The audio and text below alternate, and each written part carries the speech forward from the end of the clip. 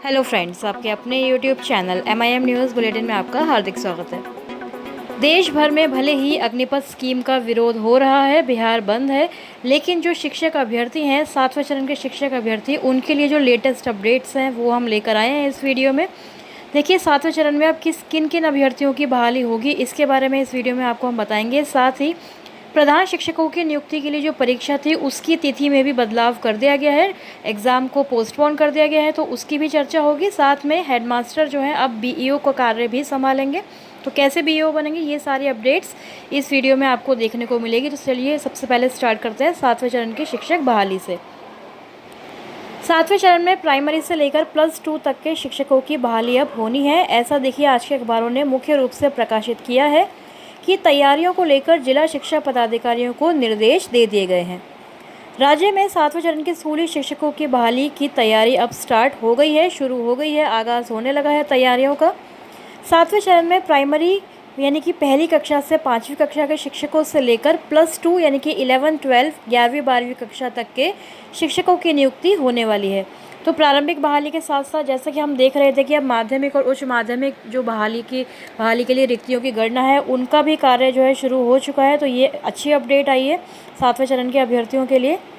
Primary 1 to 5 और middle 6 to 8 कक्षा तक के शिक्षकों की नियुक्ति की तैयारी शिक्षा विभाग के प्राथमिक शिक्षा निदेशालय द्वारा चल रही है। वहीं दूसरी ओर सेकेंडरी यानी कि 9वीं और 10वीं एवं +2 के जो 11वीं 12वीं कक्षा तक के शिक्षकों की नियुक्ति है, वह तैयारी शिक्षा विभाग के माध्यमिक शिक्षा निदेशालय के स्तर पर चल रही है।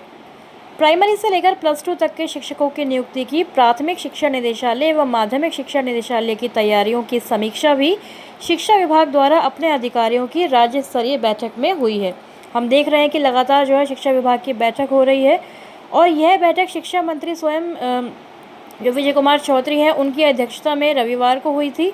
हम लोग जानते हैं, हमने आपको पल पल की अपडेट्स भी दी थी अपने चैनल के माध्यम से। प्राइमरी के पहली से 5वीं तक एवं मिडिल कक्षा जो है 6 to 8 तक के जो शिक्षक हैं, उनकी नियुक्ति की प्राथमिक शिक्षा निदेशालय की तैयारियों को समीक्षा के क्रम में जिला शिक्षा पदाधिकारियों को निर्देश भी दिया गया है। यानी कि जो सभी जिलों के DEO हैं, हम लोग जानते हैं कि रिक्तियों की गणना की जो जिम्मेदारी है उसका लेटर बहुत पहले ही प्रकाशित किया जा चुका है कि 7वें चरण में शिक्षकों की बहाली के लिए छठे चरण यानी कि 2019-20 की नियुक्तियों में शेष रिक्तियां तथा जो 31 मार्च 2022 तक की रिक्तियां हैं, उसमें सारे ही जो जोड़कर पूरी गणना कर बताई जाए, और उसके बाद फिर 7वें चरण की कार्रवाई उन्हीं रिक्तियों के आधार पर की जाएगी।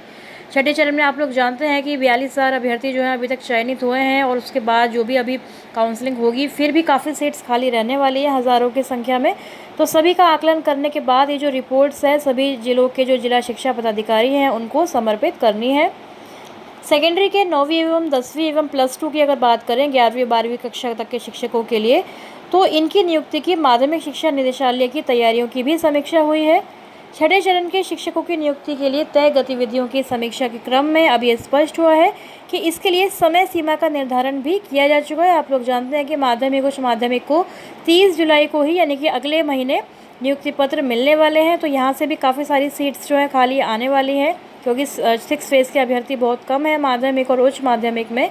आपको बता दें कि 7वें चरण के सेकेंडरी की 9वीं 10वीं एवं +2 की 11वीं 12वीं तक के जो शिक्षक हैं, इनकी नियुक्ति में जो जिला शिक्षा पदाधिकारी हैं उनको निर्देश मिला है कि 31 दिसंबर 2022 तक जो टीचर्स रिटायर होंगे, सेवानिवृत्त होंगे, उनकी भी सूची अलग से 15 दिनों में तैयार कर पूरी गणना वगैरह करके जो है सबमिट करनी है, और ये रिक्तियाँ भी 7वें चरण की नियुक्ति में शामिल की जाएंगी। तो यानी कि आप लोग देख रहे हैं कि प्राइमरी से लेकर +2 सभी शिक्षकों की बहाली के लिए सरकार जो है तत्पर है, और ऐसा ये जो खबरें हैं लगातार अब आने लगी हैं कि जो सेवानिवृत्त शिक्षक है इनका भी आप लोग देखेंगे कि जो ब्यौरा है माध्यमिक और उच्च माध्यमिक में, ये जल्दी ही सामने आएगा। 15 दिनों के अंदर रिपोर्ट जो है पेश करने के लिए कहा गया है। अब बात करते हैं प्रधान शिक्षकों की नियुक्ति के लिए जो परीक्षा होनी है उसके बारे में। देखिए, 40,518 प्रधान शिक्षकों की भर्ती जो है निकाली गई थी, और ये जो प्रधान शिक्षक हैं ये प्रारंभिक स्कूलों में प्रधान शिक्षक बनेंगे। तो पहले ये परीक्षा आप लोग को याद होगा कि 25 जून को यानी कि इसी महीने होने वाली थी, लेकिन BPSC ने शुक्रवार को इस संबंध में सूचना जारी कर दी है कि प्रधान शिक्षक बहाली के लिए लगभग 1 लाख शिक्षकों ने फॉर्म भरा है, और ये जो 150 अंकों की परीक्षा होनी है इसकी अब तिथि एक नई तिथि निर्धारित करके 28 जुलाई रखी गई है। बता दें आपको कि नेगेटिव मार्किंग भी है, यानी कि एक गलत उत्तर के लिए आपके 0.25 अंक जो है काटे जाएंगे।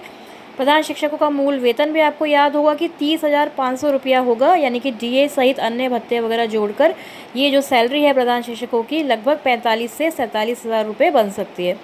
तो ये उन अभ्यर्थियों के लिए देखिए एक तरह से अच्छी खबर है कि जो लोग तैयारी कर रहे हैं प्रधान शिक्षक की जो नियुक्ति परीक्षा है उसकी, अब इनको और ज़्यादा समय मिल जाएगा, टाइम मिल जाएगा। पहले 25 जून इसी हफ्ते जो ये इसी महीने ये परीक्षा हो रही थी, अब 28 जुलाई, यानी कि लगभग 1 सवा महीने का टाइम और ज़्यादा मिल गया है शिक्षक अभ्यर्थियों को ये प्रिपरेशन करने के लिए।